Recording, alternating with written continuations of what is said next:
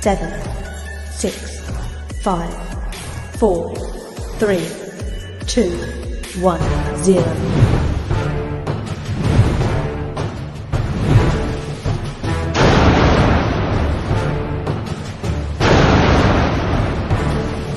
There were so many nights full of dark temptation. There were so many nights that I regret.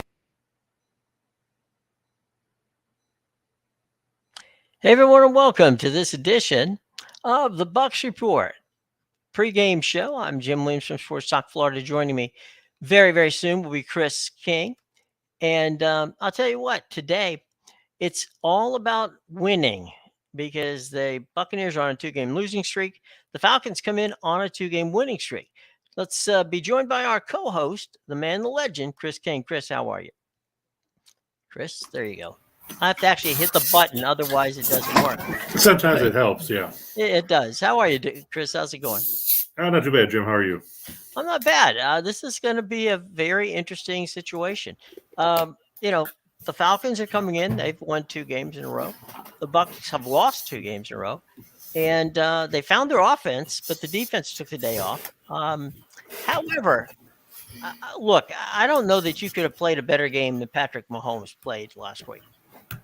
Well, that's true. I mean, Mahomes is known for playing games like that more often than not, unfortunately, for opposing defenses.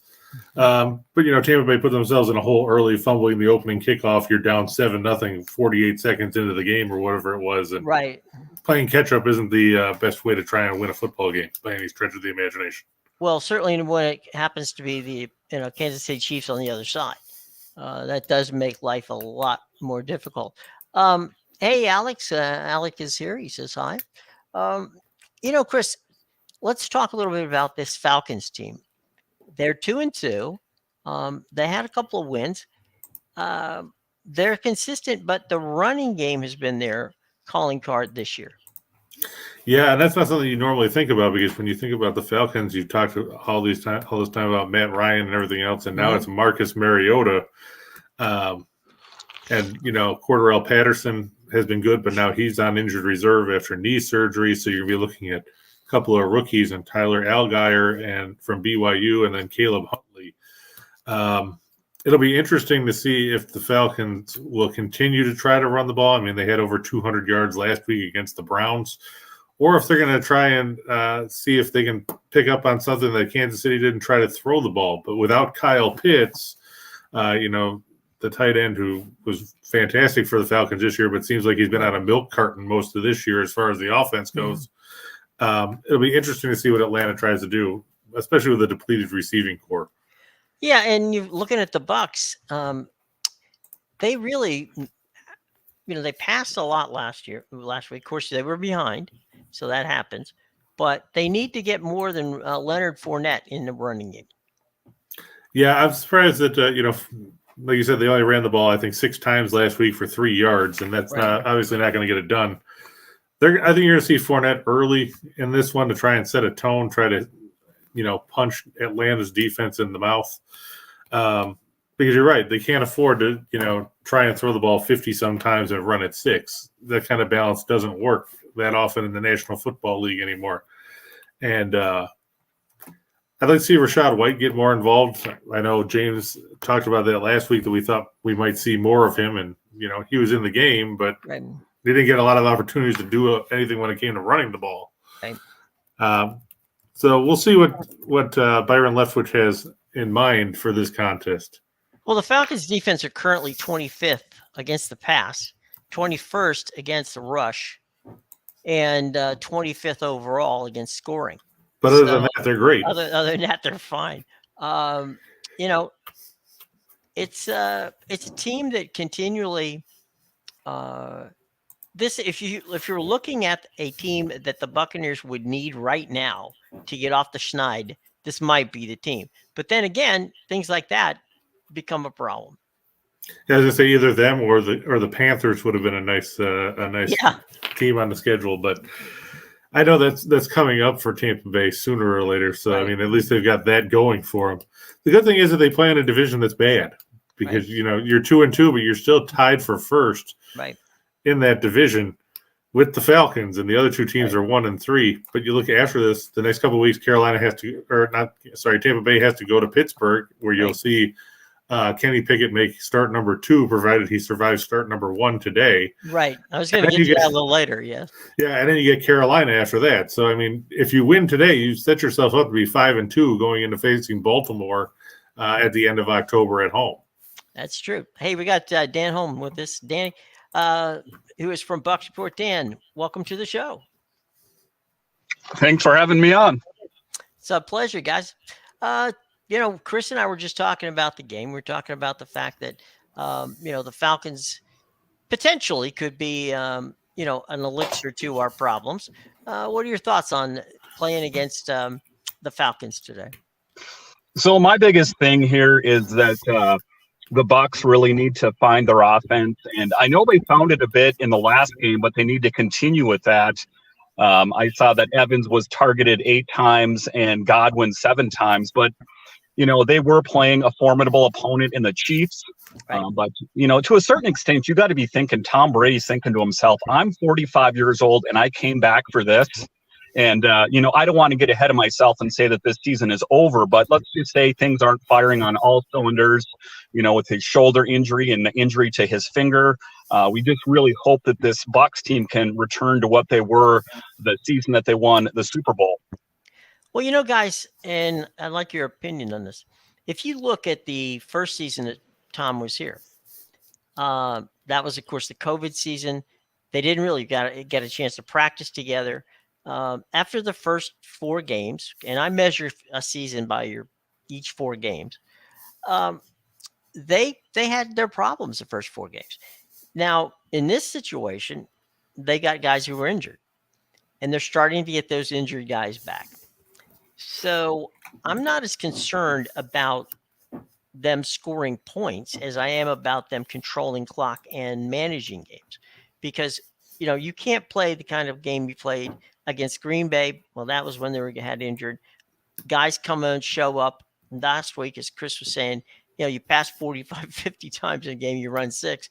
That kind of balance is not good. So I'm hoping that they can find some balance, and but I'm not concerned right now. Talk to me in 8 games. I'll be a little more concerned. I'm not as concerned now as I would be down the line. Well, I mean, my biggest thing is that this season started with such hope, and then all of a sudden the wheels kind of fell off when Jensen got injured. Right. And I think that kind of threw Brady for a loop. He wasn't expecting that. And as we see all the preparation that Jensen and the centers that he's played with have to go through, it was just kind of slotting someone into that position and hoping for the best. And it's going to be a tough thing out there. I think that ultimately, there's a lot of rumors out there if they're going to go after Gronkowski or Odell Beckham Jr. It just seems that they do need to get that offensive going on all cylinders. And they should have it because they have Godwin and Evans, 2 primary targets for that team. So, it's going to be interesting to see what they have against a Falcons team. I know that they had one of the toughest schedules to start the season. It should be a bit easier now for the next couple games. Right. We were just talking about Pittsburgh coming up next, and then Carolina, before they play Baltimore. And, one of the interesting things today will be that Julio Jones will have the first opportunity to play against his team since he left. He didn't play when he was in Tennessee. Actually, he won't, Jim. He's been declared inactive. Oh, he did? I didn't see who the inactives were yet. Him, Trask, Perriman, Logan Ryan, Devin Tompkins, Cameron Brate, and Akeem Hicks are all officially inactive. Okay, so he'll be able to sit on the stands and watch the game against the Falcons. So there's that. But, I don't know. I think that let's see how they play the next 2 games. If they should, they're a 10-point favorite over Atlanta. Chris, that's your bag, buddy. Are they a 10-point favorite over Atlanta? Are they worthy of a 10-point favorite over Atlanta? Well, I mean, they're playing at home here, and that works in their favor. Atlanta, they beat their one road win was over Seattle. Right. And nobody's as much as people want to talk about how Geno Smith has looked good. Geno Smith has only looked good because he played against horrible defenses. Look at Detroit as a prime example of that. I think that Tampa Bay, they've got a lot of weapons still, even with, Julio Jones not playing. Russell Gage is active, so you've got him in there as well. And Atlanta, like we said, they're not good defensively. When you're 25th overall, you're 25th against the pass, you're 21st against the run. You can't stop anybody from scoring points. You look at and see that their 20 points they gave to Cleveland last week was their low threshold for the first 4 games of the season. I think this is a good place for Tampa Bay to get right offensively, and I think they should win this one comfortably. Dan, what do you think?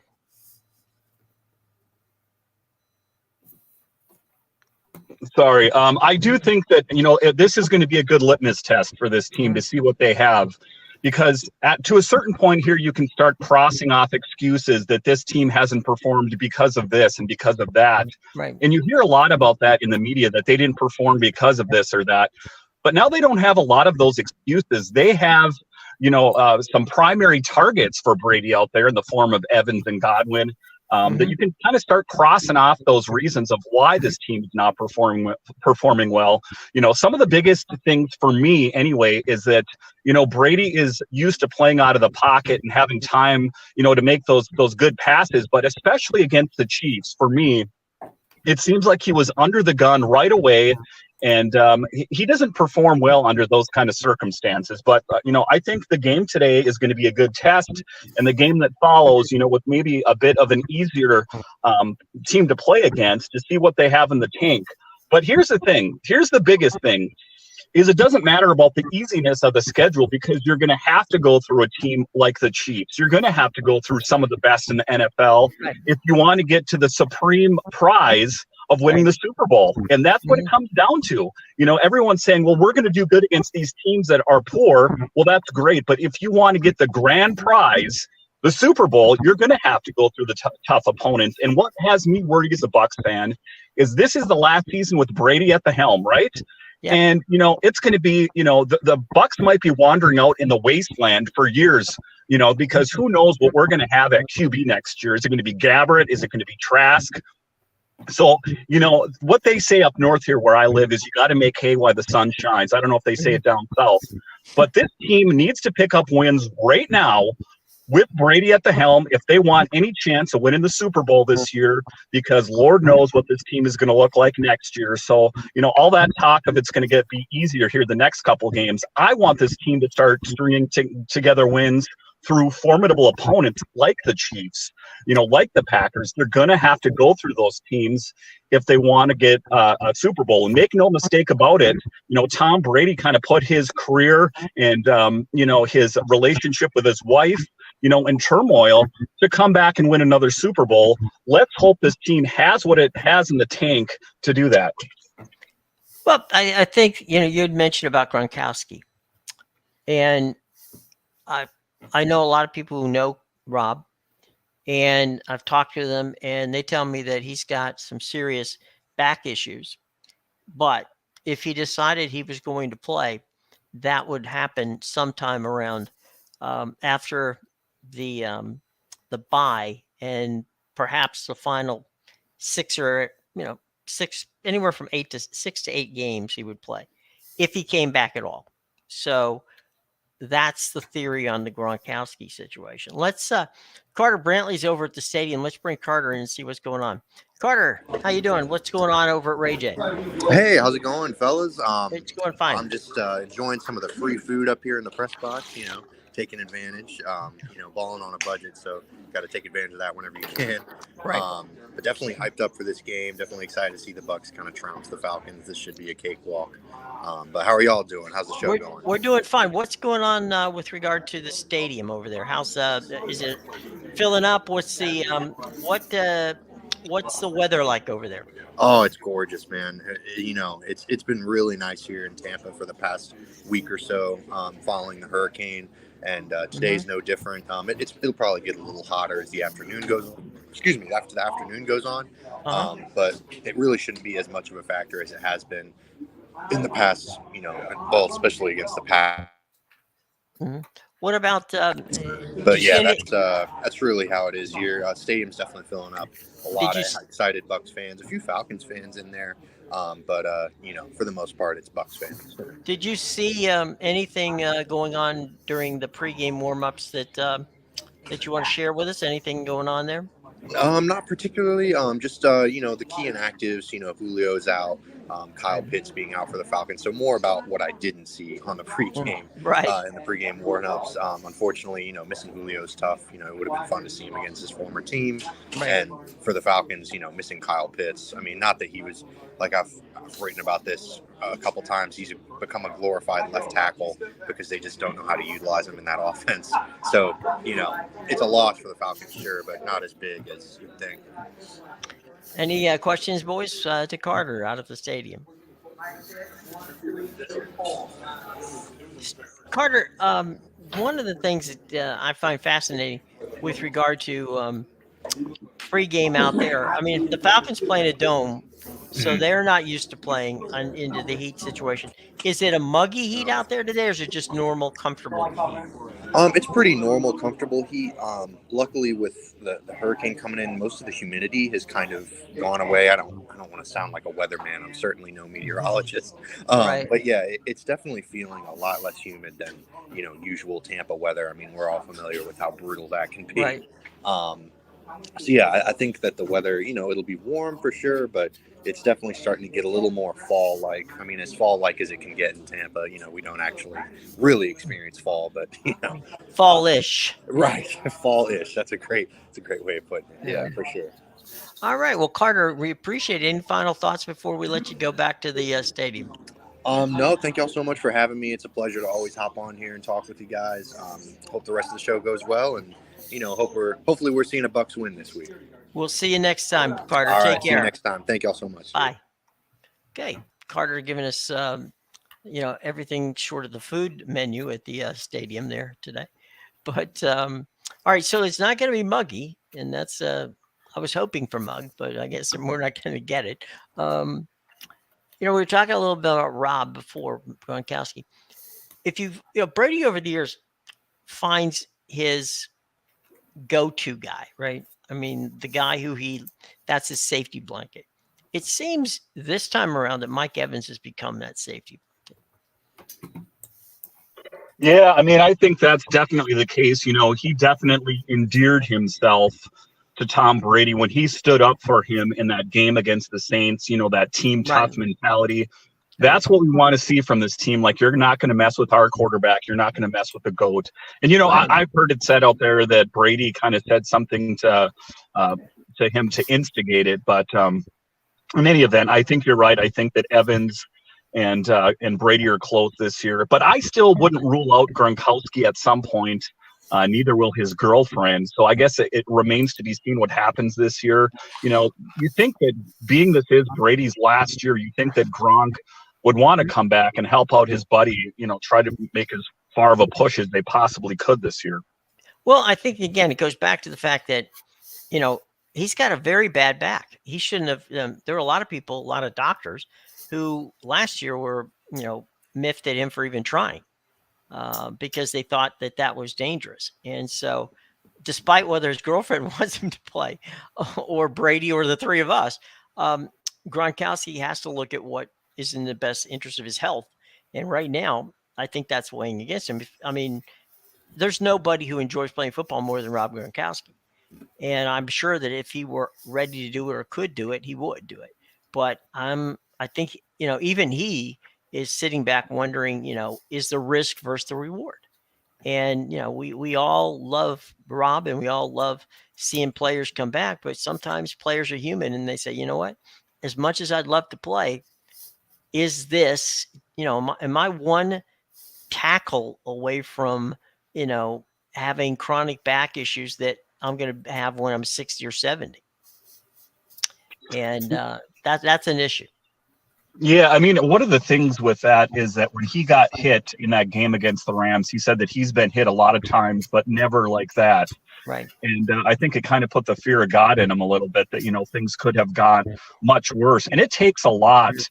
As we know, Gronkowski was even a wrestler for a brief period.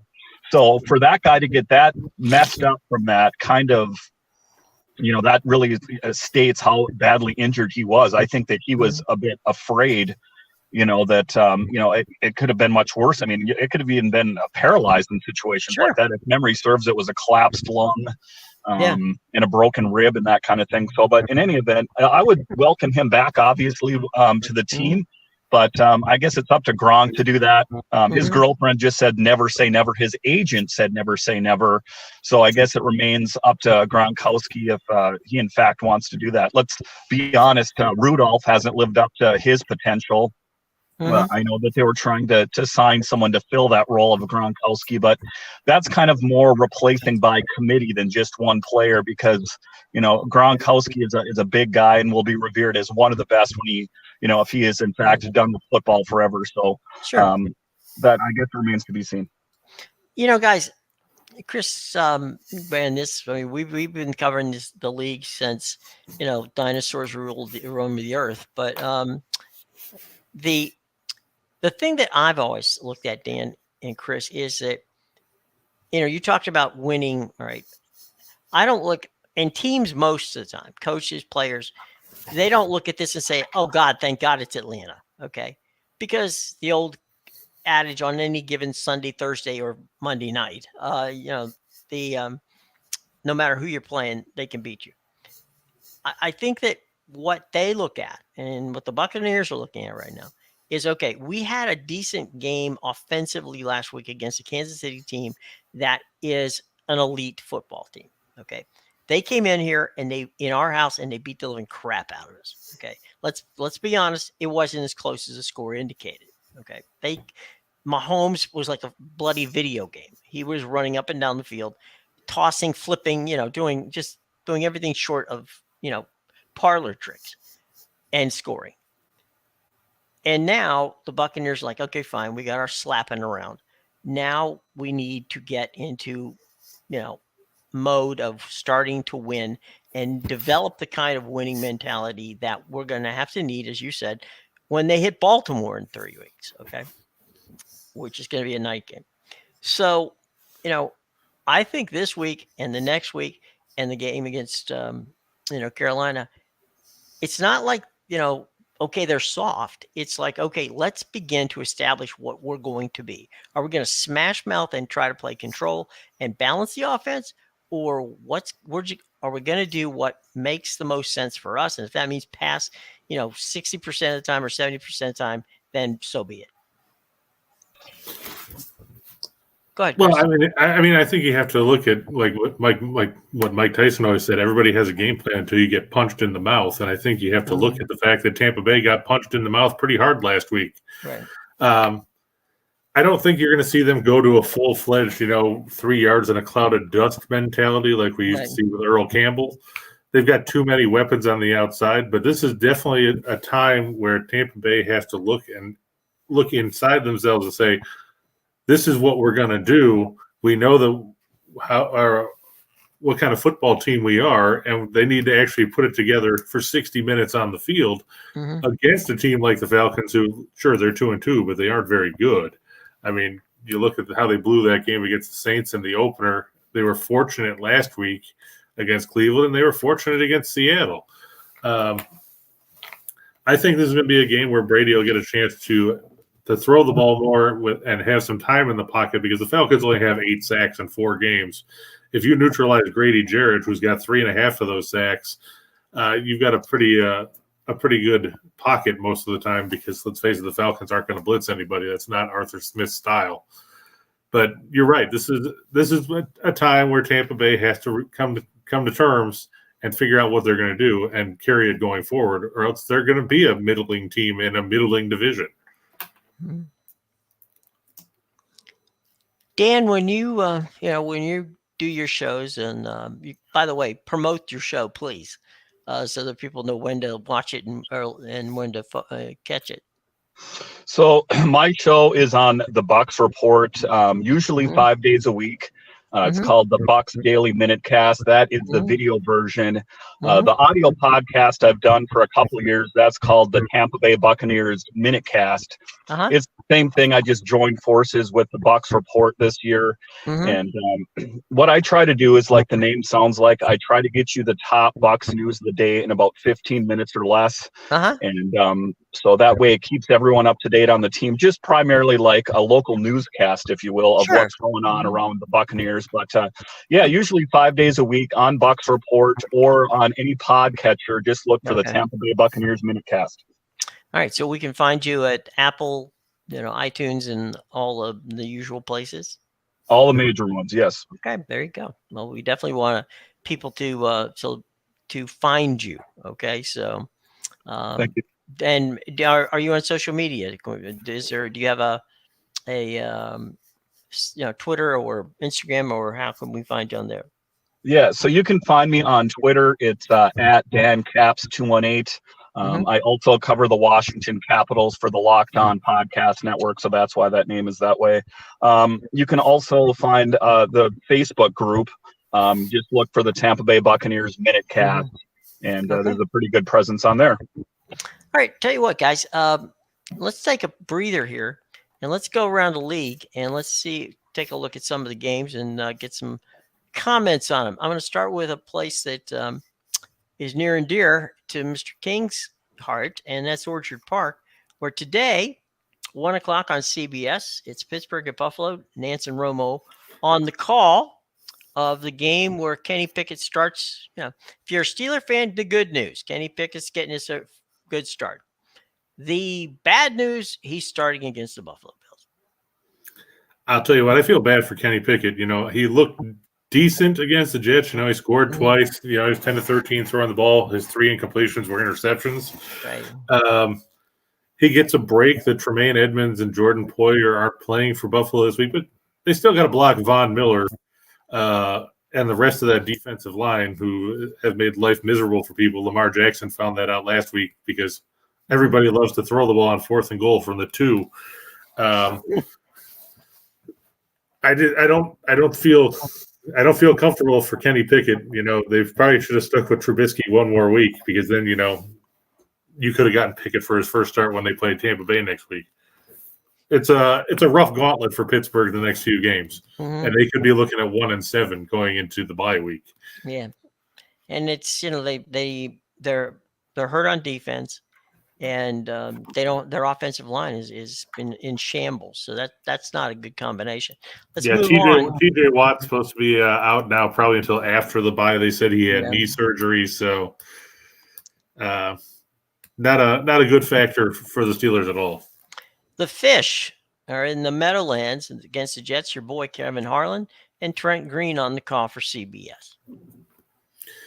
I'll tell you what, the Jets, give them credit. They did win last week against the Steelers because Pickett gifted them the game by throwing interceptions. I know people want to talk about how the ball deflected off guys' hands and everything else. It doesn't matter. If you pick the ball off, guess what? It doesn't matter if you catch it, if you juggle it 6 times, if you're falling out of bounds or not.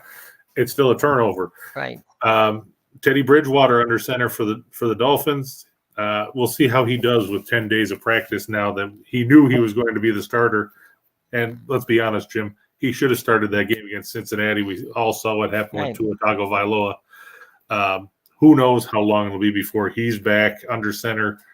I've heard people say he should retire at this point rather than run the risk of yet another concussion. We know that's not going to happen.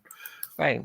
But the bottom line is, I think Miami's still better than the Jets. The Jets are an improving team, but I need to see more from them. All right, let's go out to Sports Talk Florida's Garrett Ballard at the stadium and see if we can talk what's going on with him. Garrett, how you doing, buddy? I'm doing well. How are you doing? I'm doing well. We checked in a little earlier at the stadium. Can you give us any update on what's going on out there? Are we seeing some good pregame practicing going on from the Buccaneers? What's going on out there? Oh, yeah. Everyone's been out there. We've seen Vita Vea dropping in coverage, doing a little bit of drills to prep him for the inevitable Todd Bowles defensive master class. We've seen some of the old Falcons players that are now on the Bucs roster go over, say hey to some of their old teammates. Tom Brady's out there throwing. Blaine Gabbert's out there throwing. Everyone's starting to warm up for the game. Garrett, from a standpoint, we got a little information earlier telling us that it's not muggy, but it's nice and warm out there. So game time conditions should be fine then. Oh yeah, it's going to be a perfect sunny Florida day. It's a bit warm, but it's definitely bearable. Nothing these players haven't experienced before. Right. What are some of the things now? I know you're going to be doing a feature for us. Yes. What are some of the topics that you're looking for your feature today? Yeah, I think just coming off of the last game against the Chiefs, I'm looking for a defensive rebound. Look at how the running game kind of evolves after last weekend. See if they continue to go pass heavy or if they try to get Leonard Fournette involved some more. Right. And then obviously we have players like Russell Gage coming back from being a bit banged up all year. See if he can have a big game against his old team. Chris, any questions for Garrett? Well, Garrett, is the wind going to be a factor? Because I know they're talking about it's supposed to be somewhere between 10 and 12 miles an hour. Do you think that's going to be a factor for either Mariota or Brady trying to throw today?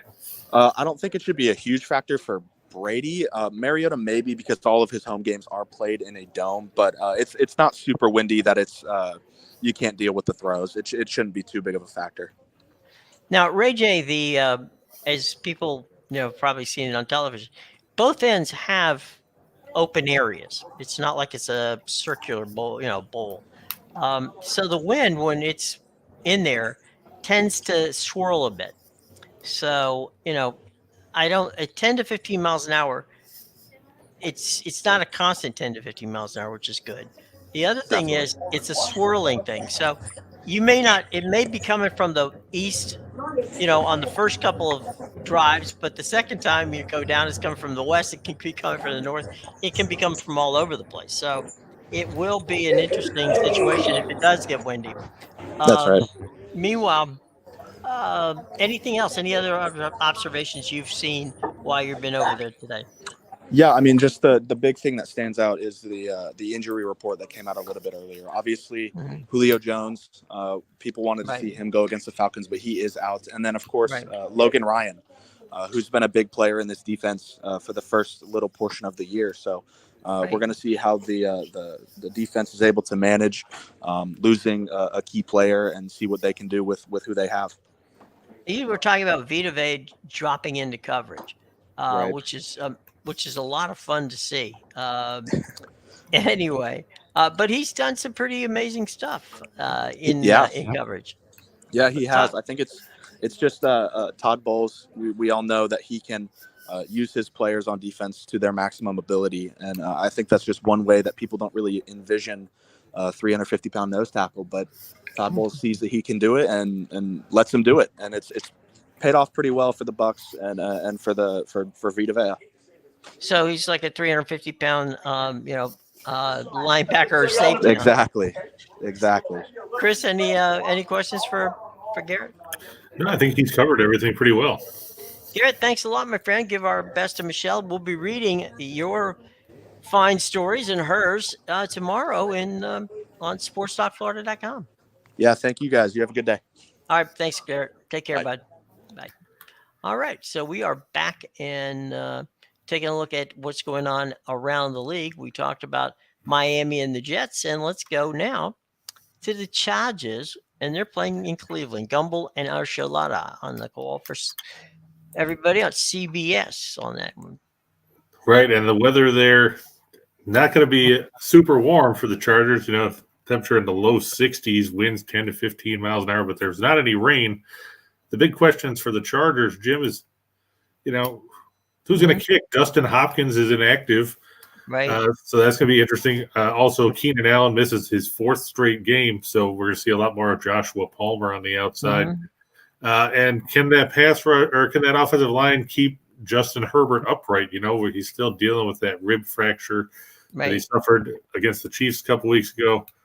Talk about a couple of smash mouth styles. The Browns like to run the ball with Chubb and Hunt. Chargers can't stop the run. On the other side, the Chargers love to throw the ball all over the place, and guess what? Cleveland can't stop the pass. Well, you've got two teams with diametrically opposed ways of doing things. Now, do you expect? I mean, we've been seeing a lot of coaches go fourth down once they're in positions where they normally would try maybe a field goal attempt or something if the kicker's been hurt. So do we expect you to see that today with the Chargers?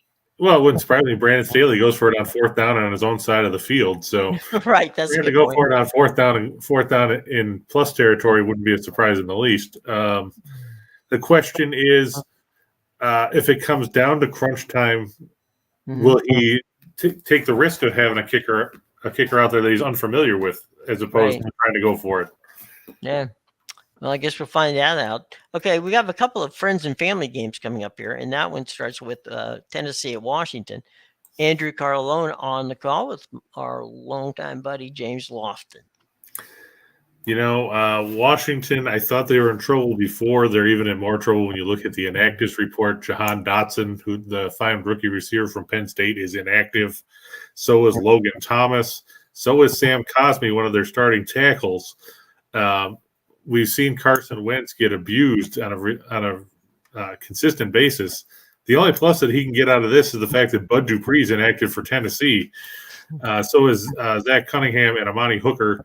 But still, I don't trust the Commanders. I think Wentz is probably still going to get beat on, and Washington's just not a good football team. They can't run the ball, and Wentz can't stay alive long enough to complete very many passes.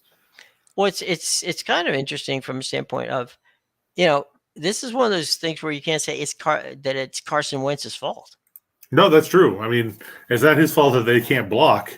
Right. But I mean, you look, and he's been getting his brains beat in on a regular basis. He got sacked 9 times by the Eagles a couple weeks ago. Right. And you look at his numbers, and you're talking about here's a guy that's already been sacked 17 times in 4 games. And he's thrown 5 interceptions. Those you can say are his fault. But you're talking about a team that's, barely averaging 4 yards a carry, and that's mainly because they got a 9-yard per carry average from Jonathan Williams in meaningless carries. But Antonio Gibson, 3.3 yards a carry. This is a guy who's run for 1,000 yards a couple times now. McKissick's only averaging 3.8, and more than half of his yards came on 1 carry. He had 33 of his 65 yards on 1 run. That's not going to get it done. And, you've got Terry McLaurin out there. Everybody talked about how he was going to have a big year because Wentz is the most accurate quarterback that he's played with, and he's only caught 14 out of 27 targets. Yeah, the other thing, too, in fairness to Carson Wentz, he has thrown some interceptions, but he's got guys who run routes that only they know. I mean, there's that, too. I've seen, there's interceptions that are definitely on the quarterback. Then there's interceptions that are definitely on the receivers. And for the Commanders, I would say, not that Carson Wentz needs me to be his, his main guy to talk him up. But at the end of the day, he deserved he deserves a little bit of pity from the standpoint of he's got to deal with people who just just can't block for him. That's true. And also, he's got problems on the running game. All right, now here's the interesting thing. The Jaguars are playing Houston. Now, here's the interesting part. The Jaguars haven't beaten Houston in 8 games. Spiro Diaz and Jay Feely on this call for CBS. Well, I mean, the weird thing with Jacksonville is they're 2-2, but they're in first place in that division because it's so bad. It's horrible. This is basically both the South divisions are terrible because 2-2 get you first place. Right. Jacksonville, they hung tough last week. They were up 14-0 on the Eagles, lost 29-21 because they turned it over 5 times. Right. Can't afford to do that. Fortunately, you face a Houston team that, still doesn't really know what offense is. I mean, I like Dameon Pierce. He had a big game last week against the Chargers. Davis Mills is a good quarterback, but he doesn't really have any targets outside of Brandon Cooks. I mean, when O.J. Howard is your number 2 option, right? And you're familiar with him playing from his time in Tampa Bay. Sure. But still, you don't want to have him as your secondary target. Jacksonville, they've looked decent. They've been able to run the ball a little bit with Robinson and Etienne. Right. Lawrence is good. But, that's what happens when you spend $6 billion in free agency and actually get a few players. Can they sustain it? That remains to be seen. I was about to ask you, are they going to be and I'm not saying they're going to the Super Bowl. I'm saying, can they be the Bengals of this year?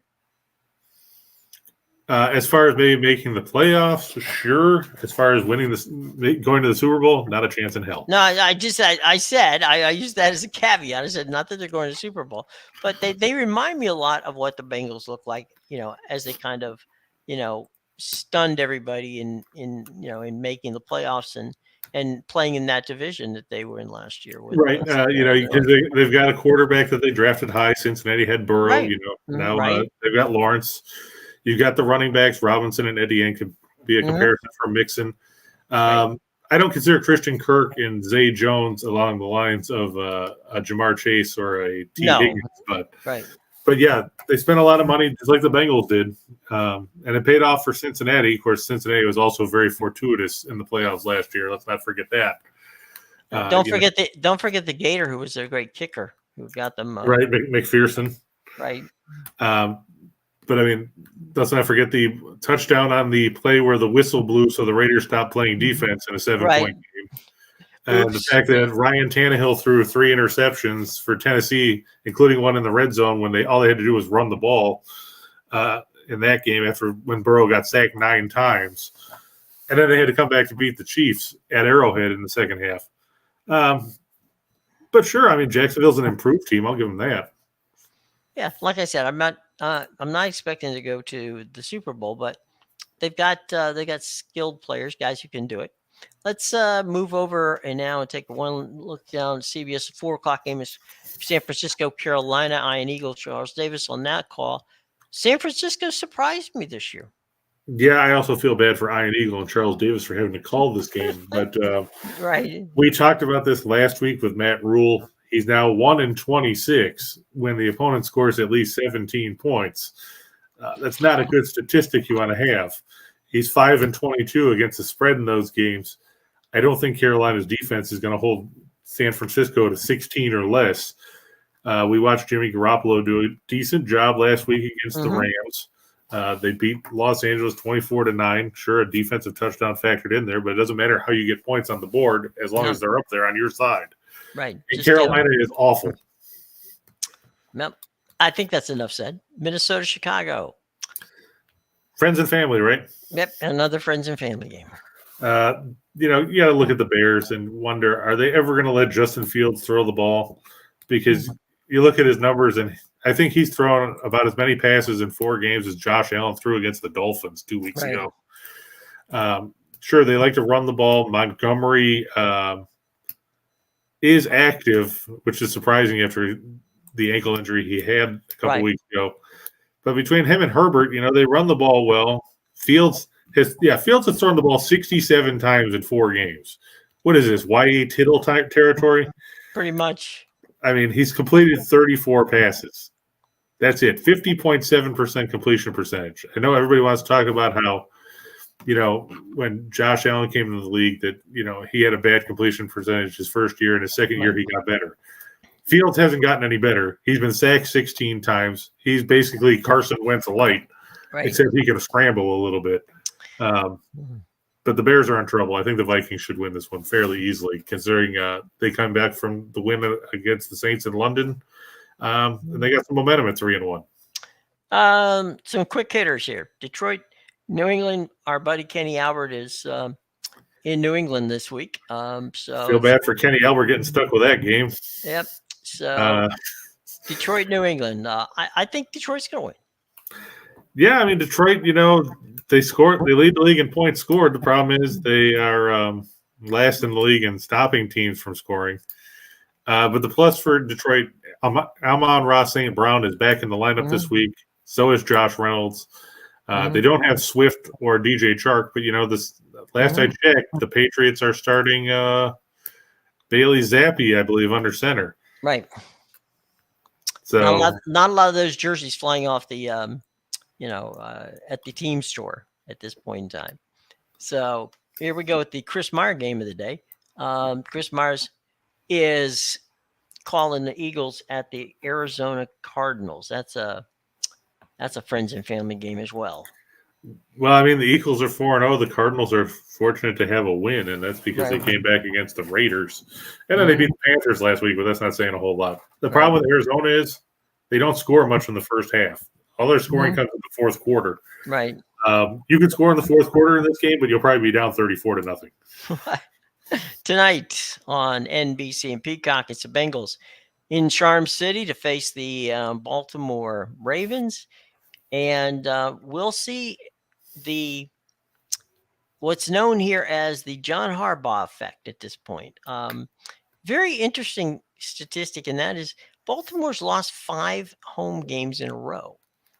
Going back to last season, which is just very un-Raven-like. But last week, you saw your own, favorite team, the Buffalo Bills, go in there.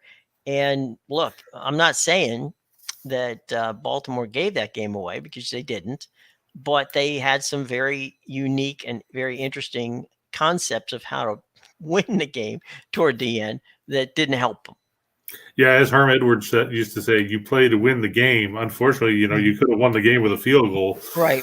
But, more power to Baltimore for trying to be different. I don't like Baltimore here. I like Cincinnati. We talked about how bad Baltimore is defending the pass. And what does Cincinnati like to do? Like I said, they've got Higgins, they've got Chase, they got Tyler Boyd, you've got Hayden Hurst up the seam at tight end. Right. How does Baltimore cover all those guys? And on the other side, can Lamar Jackson make enough plays against the Bengals defense that will pressure him to keep them in the game? Baltimore's a fractured team right now. They're trying to figure out what they can do after blowing 17-point leads plus to Miami and Buffalo at home. What do you think of this question from our buddy Yukon Ben Israel?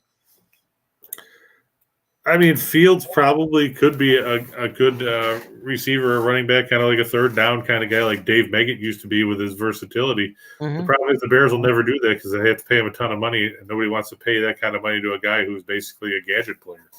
Well, you could play him like Antoine Randall L. You could play him like Hines Ward. But you're right. I mean, he could be a receiver. The problem is that you still don't have somebody who can throw him the ball. Exactly. And, Antoine Randall L. and those guys were good gadget guys. They weren't the number 2 overall pick in the draft that you have to pay all that money to. That's another point. Yeah. Monday Night Football game on ESPN, Vegas and Kansas City. You got to talk about 2 teams going in different directions. This is 2 teams going in different directions. Well, I mean, Vegas will get a participation trophy for showing up, but they've lost 8 of the last 9 against the Chiefs. They've lost 8 of the last 9 at Arrowhead Stadium. We know the Raiders don't know how to play pass defense because it's cost them numerous times this season already. I think the Chiefs are probably going to run right over them here because who are the Raiders going to stop? Well, I think if we saw anything last week, we saw that the Chiefs are hell-bent on making sure people don't forget that they are the best team in their minds in the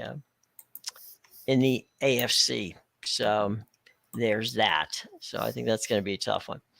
Let's talk, go back in some final thoughts here as we get ready to wind things down. We've got about 12 minutes before we get out of here.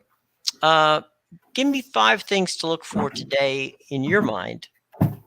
What are the keys to the victory for the Buccaneers today? Well, I think the key for Tampa Bay first and foremost is establishing a run game. I mean, Fournette had 127 yards against Dallas in the opener. In the last 3 games, he's totaled 97 yards. Right. That's not going to get it done. Like we said, Atlanta is not great against the run, so you have the opportunity to find some lanes there. That's going to be important. Second, they're going to have to put Atlanta behind the sticks. Obviously, the Falcons, not a great passing team. Mariota's 57 of 98, passing for a 58.2% completion rate. He's got 4 interceptions against 3 touchdowns. They don't have Pitts, so you can probably double up on Drake London. And after London, the next receiver is Olamide Zaccheaus, who has 10 catches for 174 yards. And then nobody else that's active has more than 5 catches. Oy. Yeah. So, I mean, that's a plus for them. On top of that, you want to get Evans and Godwin involved early. I mean, obviously, that was a big factor last week. it's a plus for them when both those guys are, to put it in the terms that they like to do. They're eating well. You want to be able to get them to move the sticks, keep the drives alive. Right.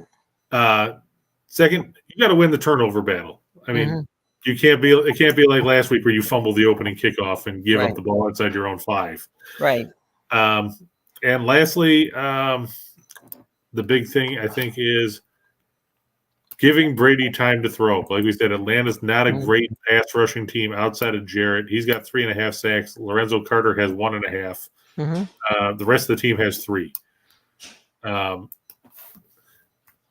If you can give him time to throw, give him a clean pocket to work with, he should be able to pick apart Atlanta's secondary somewhat. I mean, A.J. Terrell is very good. Casey Hayward still is capable, but the safeties aren't great. And if you give him time, he's going to find guys open. It's there's no question. And the other thing, excuse me, to me, this is a game where you decide, all right, Bowles is going to put his game plan back and say, okay, like that last week was burn the film week. Okay, we don't want to see that film again.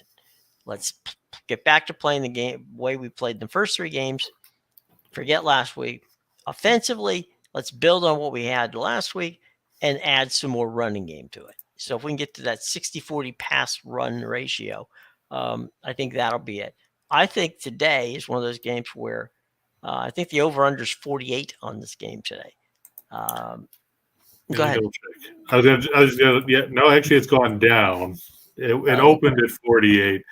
Currently, it stands, depending on which book you're at, between 46 and 46.5. Okay. I'm thinking this is one of those games where the Buccaneers probably can put up, I don't know, between 28 and 31 points. I think they can score on Atlanta. I don't know what Atlanta can do. I just I think if they play their defense, if Bowles can play his defense the way he played it the first 3 games, then they can move on and be 3-2 headed to Pittsburgh next week. Yeah, I think this is probably going to be something like a 31-17, 34-17 kind of game. I don't see the Falcons doing a whole lot when the game is, hanging in the balance. But I see them probably scoring late in the fourth quarter, getting those typical garbage scores to make the game seem more competitive than it actually is. Well, if you're in the, temperatures are in the 70s, you don't have the humidity, that's going to play, it's going to help the Buccaneers. The turf there's fine. There's no problem with slippage and all that sort of thing. So I would foresee them trying to, establish themselves and just, like you said, once you get punched in the face, it's time to decide, okay, let's move on. And I think that this is a game, a perfect opportunity to say, okay, we've lost a game to Green Bay that we probably shouldn't have lost. We lost a game to Kansas City where we damn sure shouldn't have won. Now it's time to get ready and get real and take them one game at a time and just, start to build on that, build that record up and build themselves the kind of team they want to be when the playoffs rolls around.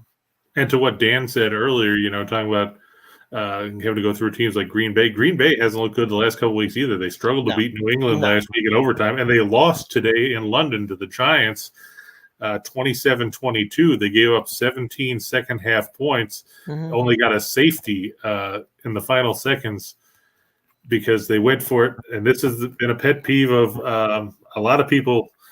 3rd and 1, you try to throw a pass. Then 4th and 1, you try to throw another pass inside the 10-yard line. Why not run the ball? You had 2 timeouts with a minute plus to go. Run the ball, get the first down, give yourself 4 more downs. Don't try and throw the ball in such a short window to try to move the sticks, and it ended up costing them the game. Well, people forget. You said it was on the 6? Yeah, it was 4th and 1 or 3rd and 1 and 4th and 1 at the 6. All right, so you got 16 yards. What are you going to run in 16 yards? I mean, that's the problem. There's too many, as you said. There's too many people in there in that compressed area. The other thing is, I've seen people do this, and I can't understand why. They don't even go under center. They take a snap from the 6-yard line And you're thinking 1 yard, you can't get 1 yard. You know, from taking a snap under center and playing, you know, a little old school and just hand the ball off to somebody. Or take it yourself on a sneak. I mean, situational football has gone by the wayside because now instead of, you know, handing it off to the fullback and doing it yourself, we try to see these jet sweeps and everybody running out of the pistol and the shotgun and trying to throw screens and everything else.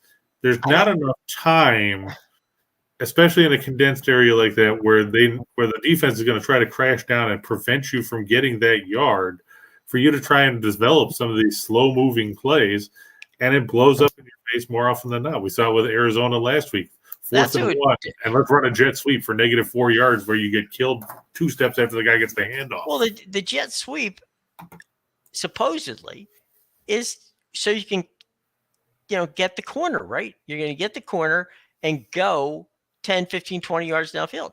If you only have 16 yards to do, that's it. The jet sweep is not going to fool anybody. Right, because everybody's blowing through the line and trying to break down, so you get the handoff, and then bam, you're flattened and the play's over. Right. They're like, why does he have it? It's like it's one of those kind of crazy things. And that's what I didn't understand with Harbaugh's play call last week. 4th and 2, you go into a shotgun when you've got Lamar Jackson, who's probably the best running quarterback in the league right now, and you try to run a design pass. I don't know. It was one of those what the hell do you think you're doing kind of things. Well, anyway, we've come to the end of our pregame show today, Christopher. And any final thoughts on this? Well, I mean, I think, like I said, you have to look at the way Tampa Bay has played offense, and you look that they've passed the ball nearly twice as much as they've run it this season. 155 pass attempts, 83 runs. I think you're going to see a more balanced attack today. I just think that the Falcons, as hard as they try, you know, give them credit, they're 2-2. They don't have the weapons to slow down Tampa Bay defensively, and I think that's going to put them behind the 8 ball all game long, and the Bucs should win this one comfortably. Well, a quick shout out to the Tampa Bay Rays who made the playoffs. They had 18 guys, you know, on injured reserve during the course of the season, and yet still made it. They had 2 very entertaining games against the Cleveland Guardians. That game yesterday, 15-inning no-score game, was as entertaining as a game as I've seen in a very long time. So kudos to them for making it. I know they didn't make it past the first round, but hey, even getting to the first round is not a bad thing. And maybe they'll actually look at getting some guys that can complement some of those hitters in the middle of the lineup, because 8 for 79 in that series, you know, a 115 average wasn't going to get it done against pitchers like Bieber and McKenzie. No, and they, I mean, look at like Corey Kluber came back and played well in that game as well. So it's a very entertaining game. So good on them. You know, we'll see how it turns out for next season, but it was a nice run for the Rays, and some very entertaining baseball coming up. We'll probably have a chance to talk about that next time around. But Chris, thanks so much. And to everybody else, have a wonderful day. Enjoy the game. We will be back next week right here on the Buccaneers Report, again, noon, because next week it's the Pittsburgh Steelers. Take care, everybody. So long.